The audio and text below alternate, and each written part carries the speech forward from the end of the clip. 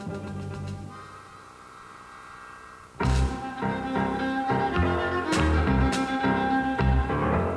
right, you were listening to the Lotus Land Show here on WRIR LP 97.3 FM Richmond Independent Radio.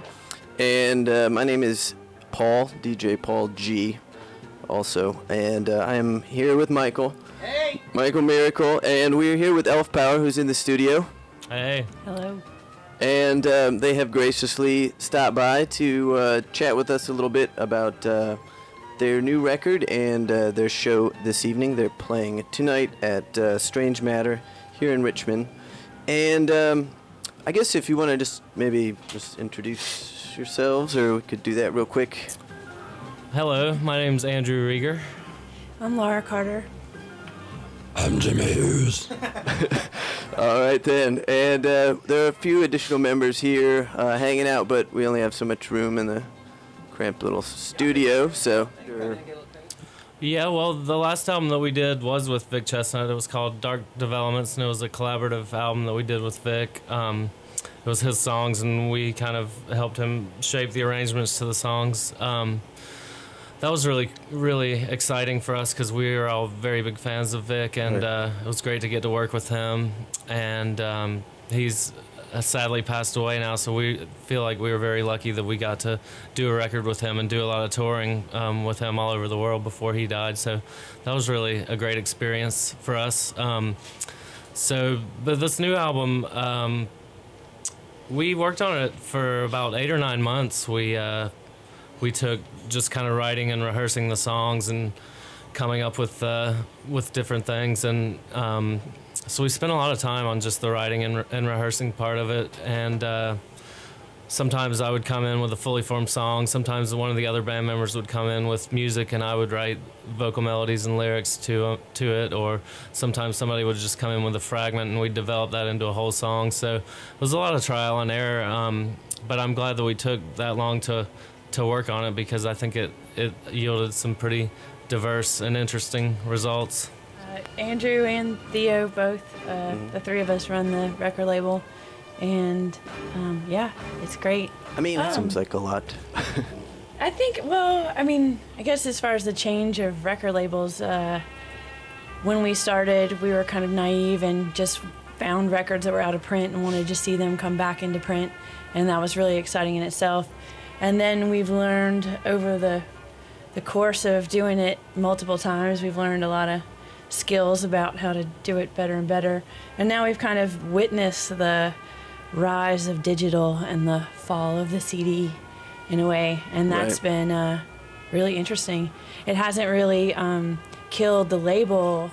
Like, it's not that less people are buying music, it's actually the label's grown. More people are buying music. It's just more people are buying digital. All the growth is in and records digital. Too, right? Have you been selling? Yeah, it's the return of vinyl. Yeah. Now it's kind of digital and vinyl. Yeah, that does seem to be. Those are, you know. I mean, we still the CDs still sell pretty well, but I don't know. We're definitely in support of digital. I know a lot of purists, will say that the LP is the best format, which I love the LP, but we're really into the idea of people buying music digitally, because there's no CDs that end up in the landfill, and it's just there's nothing being created, and so it's as far as worldwide. That's exciting. No, that is pretty. So neat. Even though it's not, with an LP, it's great to have the artwork and something to look at, and that's definitely something that's lost with when you buy music digitally. But I still, in general, am really in favor of digital music sales. I think it's a cool thing. And I saw at the show tonight you'll be showing a short film. Is that correct? That's right. It's called Major Organ and the Adding Machine. Yes. I don't know if you want to just talk about that briefly, because I don't know. Major Organ and the Adding Machine originally was an album that came out in the early part of the 2000s, I think 2001 maybe. But it's an album that features some different people from various Elephant Six related groups, and the film is a companion piece to such, and it was to the CD, and it was directed by our drummer Eric Harris and another friend of ours, Joey Foreman, and it's kind of a surreal children's film, and it's about 25 minutes, I think. And so, yeah, it's been fun to have something different to play before our shows instead of just a bunch of rock bands, you know. And some people love it, and some people are just want to drink beer and they ignore it. But for us, it's really fun.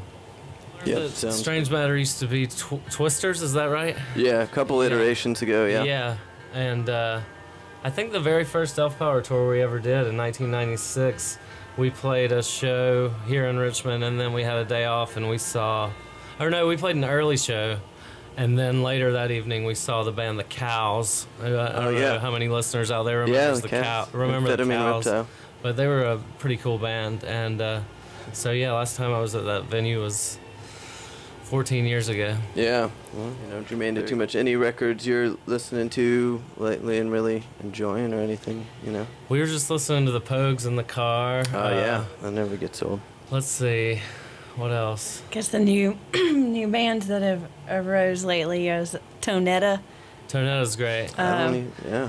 And De Antwoord. De Antwoord, we like them a lot. They're cool. We've been getting into that. They're, Aggressive. So like, they're kind of a South African rave rap kind of hybrid, which in theory sounds terrible, but somehow it's awesome. Pull it off. They're amazing.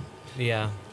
I imagine there's just so much creativity in Athens, and there has been for quite some time. You talk about what's going on there right now. Maybe some bands that are emerging, you know, collaborations that we should look out for, just things that you're doing that are besides this and you're having fun with. That's a lot, I know. Well, yeah, Supercluster.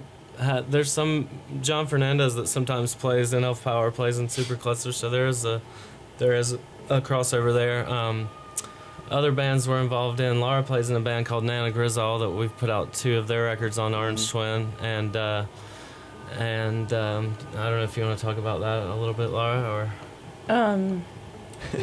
No. Yeah. I just It's saw awesome. Madeline was in town the other week. And, Madeline, she's on Orange Twin. We put out a couple of her records. She's a great singer-songwriter. Yeah, really I think she might be joining us on our European tour this fall. We're going to hopefully bring her along as a acoustic opening act, and that'll be fun to have her along for that trip. Right on. Okay, so I don't know, maybe we'll just go ahead and play a song here from your latest record, the self-titled one, and this is Wander Through, which is a track that you picked out. I don't know if you wanted to make mention or anything about this song in particular. It's just one of the odder, stranger tracks on the album, and I like it. It's a weird little song. And then I wander through, I learn the way from you into a vacant